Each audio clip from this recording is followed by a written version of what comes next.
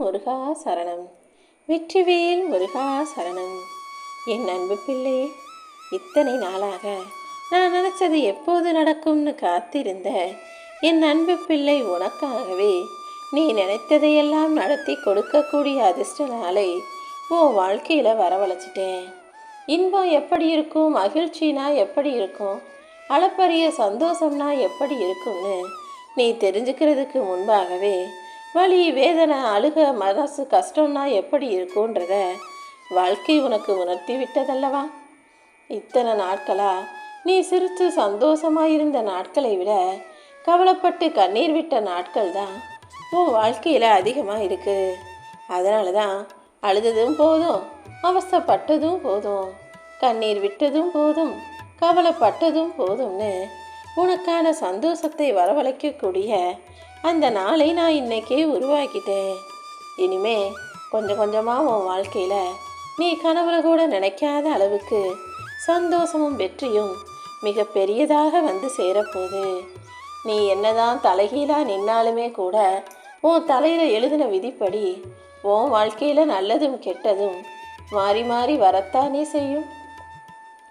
அப்படிதான் இத்தனை நாளாக என்னை வணங்கியும் கூட வாழ்க்கையில் சில கஷ்டங்களை அனுபவிக்க வேண்டிய கட்டாயத்தில் நீ இருந்த. இப்போது எல்லா கஷ்டங்களையும் கடந்து வந்து இன்பமான வாழ்க்கையையும் வெற்றிகரமான மகிழ்ச்சியான வாழ்க்கையும் நீ வாழ்வதற்கேற்ற சூழ்நிலையை இந்த முருகப்பெருமான் உனக்காக நான் உருவாக்கிட்டேன். நீயாகவே அதையும் இதையும் மனசில் சுமந்துக்கிட்டு தேவையற்ற நினைவுகளையே சுமையாக மனசுக்குள்ளே சுமந்து மன பாரத்தையும் அழுத்தத்தையும் உருவாக்கிக்கிட்டதெல்லாம் போதும். உனக்கு நீதான் சுமைன்னு இன்னுமா உனக்கு புரியலை? நீயாகவே மனசில் அதை பற்றியும் இதை பற்றியும் அவர்களை பற்றியும் இவர்களை பற்றியும் யோசித்து எதுக்காக கவலைப்படணும்? காரணம் இல்லாமல் உன் வாழ்க்கையில் நான் கஷ்டங்களை கொடுக்கல. என்ன கஷ்டம் வந்தாலும் உன்னால் கடந்து போகக்கூடிய அளவுக்கு தான் நான் உனக்கு எல்லா சோதனைகளையும் கொடுத்துருக்கனே தவிர நீயும் துன்பப்பட்டு துயரப்பட்டு மூழ்கி போகும்படி எந்த துக்கத்தையும் நான் உனக்கு கொடுக்கல. நீயும் தைரியமாக எல்லாவற்றையும் கடந்து வர தயாராக இருந்தீனா உன் வாழ்க்கையில் வெற்றிக்கான மகத்துவத்தை நீ பெற்றிடுவாய். எப்போதுமே நீரானது ஓடிக்கிட்டே இருக்கும். ஒரு இடத்துல நின்றுச்சுன்னா அங்கே இருக்க குப்பை, தூசி, கலங்கள் எல்லாம் சேர்ந்து அந்த நீரை கலக்கி சாக்கடை நீராக மாற்றிவிடும். அதனால தான் நீர் எப்போதுமே எங்கேயும் நிற்காமல் ஓடிக்கிட்டே சுத்தமானதாக தேவையற்ற குப்பைகளை ஒதுக்கி வச்சுட்டு போய் சேர வேண்டிய இடத்துக்கு அது கடலோ ஆறோ குளமோ நதியோ ஓடிக்கிட்டே இருக்கும். மழை காலத்தில் நீ பார்த்துருக்க தானே நீர் எப்படி வேகமாக ஓடி ஏதாவது ஒரு இடத்த போய் சேருதுன்னு? அதே போல் உனக்கும் உன் வாழ்க்கையில் ஒரு மிகப்பெரிய குறிக்கோளை இந்த இடத்த அடையணும், இந்த இடத்த பிடிக்கணும் அப்படின்றத வைராகியமாக மனசில் வச்சுக்கோ. அந்த இடத்தை அடைவதற்காக ஓடிக்கிட்டே இரு. நீ போகிற வழியில் உன்னை வந்து சேருகிற குப்பைகளை எல்லாம் அங்கங்கே ஒதுக்கி வச்சுட்டு அதை கண்டுக்காமல் கடந்து போகும்போது நதி நீர் எப்படி ஆறையும் குளத்தையும் கடலையும் போய் சேருதோ அதே போல் உனக்கான முதலிடத்தையும் உனக்கான வெற்றிக்கான இடத்தையும் உன்னால் பெற்றுவிட முடியும் என் செல்வமே. நான் எப்போவுமே எல்லாருக்கும் நேரடியாக வந்து வரங்களை கொடுப்பது கிடையாது. ஆனால் வாய்ப்புகளை கொடுப்பேன். உன் வாழ்க்கையில் நீ முன்னேறதுக்கும் நல்லா வசதியாக வாழ்கிறதுக்கும் வாழ்க்கையில் ஜெயிக்கிறதுக்கும் நீ நினச்ச தேர்வுகளில் வெற்றி பெறுவதற்கும் உனக்கு வாய்ப்புகளை கண்களில் காட்டுவேன். அதை இறுக்கமாக பிடிச்சிக்கிட்டு அதை பிடிச்சி முன்னேறி வாழ்க்கையை வரமாக ஆக்கிக்கிறதும். நீங்கள் என்ன வாய்ப்பு கொடுத்தாலும் நான் இப்படி தான் இருப்பேன், நான் மாற மாட்டேன், நான் சோம்பல்தனத்தோட எந்த விஷயத்தையும் செய்யாமல் கஷ்டப்படாமல் முயற்சி செய்யாமல் இப்படி தான் இருப்பேன்னு அதை சாபமாக மாற்றிக்கிறதும் உன் கைகளில் தான் இருக்குது. நான் ஒரு வாய்ப்பை கொடுக்கும்போதே அதை தக்க வச்சுக்கிட்டு அதையே வரமாக பிடிச்சிக்கிட்டு வாழ்க்கையில் ஜெயிச்சு வர தயாராக இருந்துவிடு என் செல்வமே. எல்லா மனிதருக்கும் ஏதாவது ஒரு குறைகள் இருக்க தான் செய்யும். ஆனால் அந்த குறையை தாண்டி சரி செஞ்சு நிறையாக மாற்றிக்கிட்டு ஜெயிப்பது தானே சிறப்பு. உன்கிட்டையும் ஏதாவது ஒரு தப்பு, தவறு, குறை, குற்றம் இருக்கலாம். ஆனால் அதை தாண்டி உன்னால் ஜெயிக்க முடியும். ஏன்னா உனக்கு அந்த அளவுக்கு திறமை இருக்கு. அதை புரிஞ்சுக்கிட்டு கொஞ்சம் சோம்பேறித்தனத்தை குறைச்சிக்கிட்டு சுறுசுறுப்பா புத்துணர்ச்சியோடு நீ வேலை செய்யும்போது, உன்னுடைய பயிற்சிகளையும் முயற்சிகளையும் சரியாக செய்யும்போது நிச்சயமாக உனக்கான முதலிடத்தை உன்னால் தக்க வச்சுக்க முடியும். வாழ்க்கையில் நீ வெற்றி பெறுவதற்கான அத்தனை வாய்ப்புகளையும் நான் உனக்கு கொடுக்க தயாராக இருக்கேன். நீ எதுக்காகவும் வருத்தப்பட வேண்டாமேன் செல்வமே. உன் அப்பன் முருகன் உனக்கு துணையாக இருக்கும்போது நீ எதுக்கும் வருத்தப்படாத.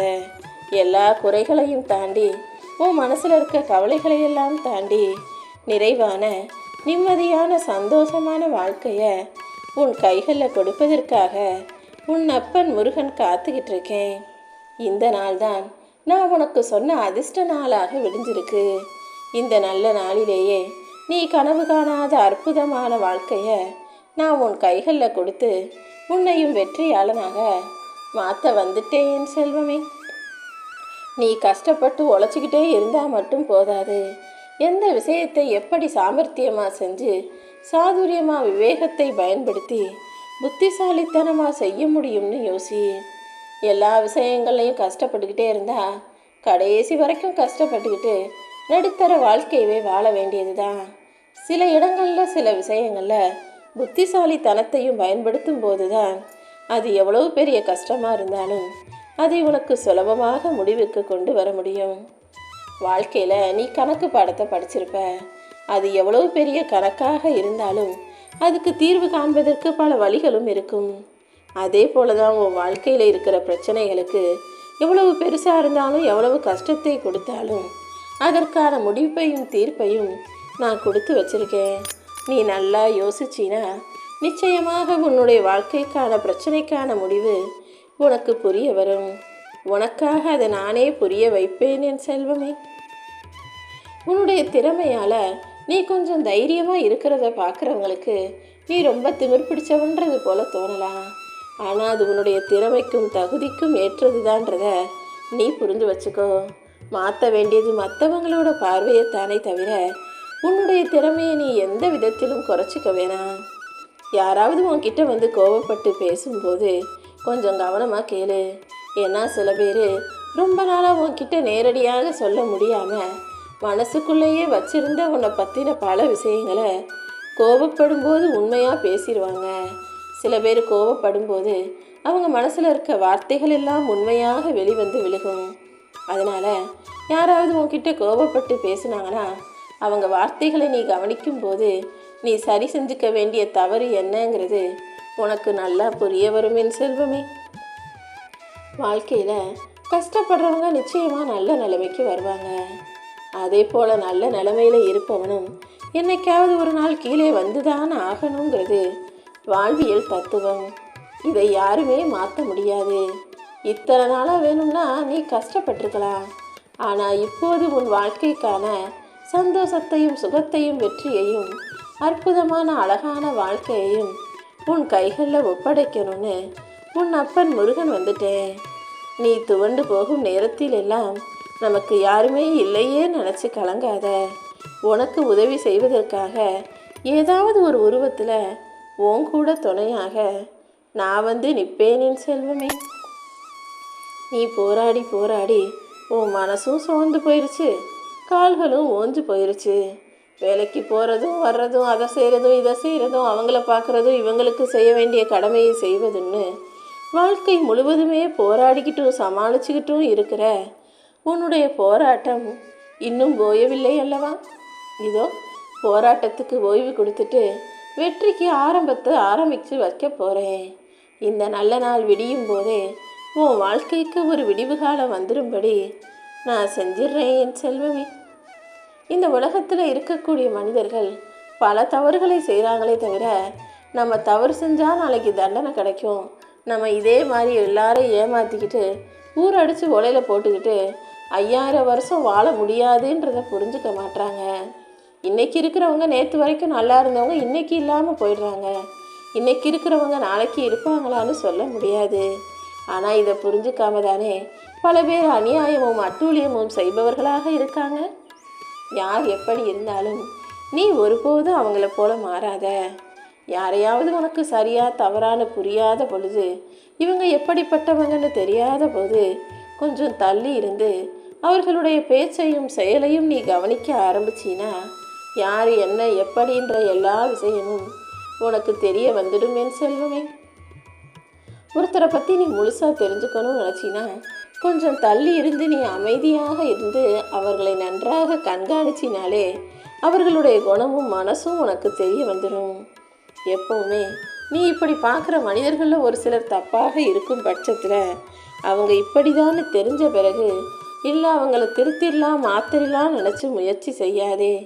ஏன்னா இந்த உலகத்து மனிதர்கள் யாரையும் அவ்வளவு சுலபமாக மாற்றிவிட முடியாதுங்கிறத புரிஞ்சுக்கோ.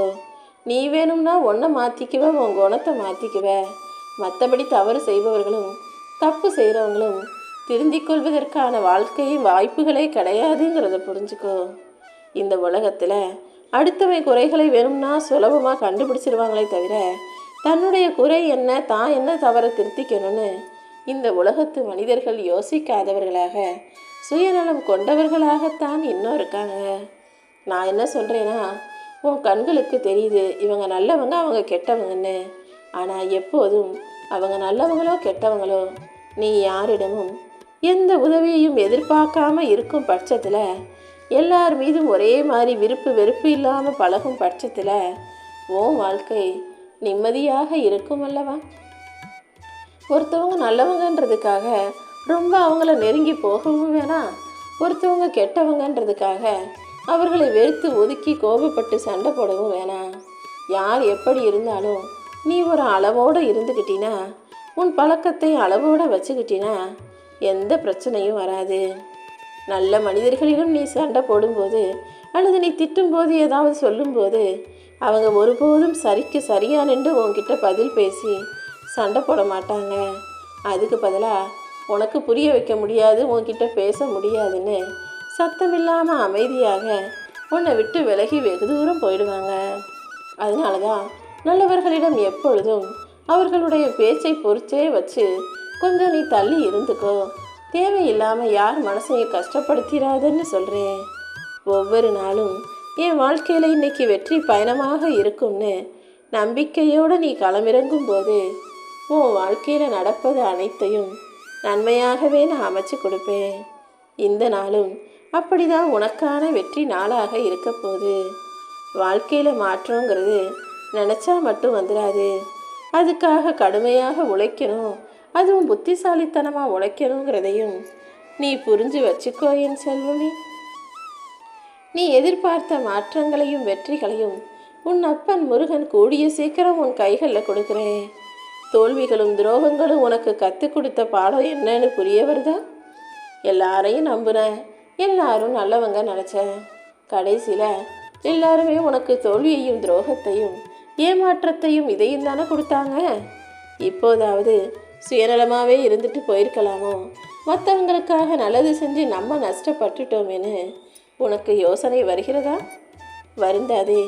யார் ஏமாத்தினாலும் துரோகம் செஞ்சாலும் உன் அப்பன் முருகன் ஒருபோதும் உன்னை கைவிட போகிறதில்ல. நான் உனக்கு துணையாக இருந்து எல்லா நல்லதையும் உன் வாழ்க்கையில் நஞ்சு தர்றேன். எப்போவுமே உன் அறிவும் ஆற்றலும் எல்லாருக்கும் பயன்படும் விதத்தில் நீ பொதுநலமாக இருக்க கற்றுக்கோ. ஏன்னா உன்னுடைய அறிவையும் திறமையும் ஆற்றலையும் பயன்படுத்தி உனக்கு மட்டுமே நீ எல்லாத்தையும் செஞ்சுக்கும் போது சமூகம் முன்னேறாது. சமூகத்துக்கும் நாட்டுக்கும் நீ ஏதாவது செய்யணும்னா உன்னுடைய வாழ்க்கையை நீ சரியாக சிறப்பாக அமைச்சிக்கிட்டு மற்றவங்களுக்கும் நல்லது செய்யும் போது தான் சிறப்பானதாக ஆகும்.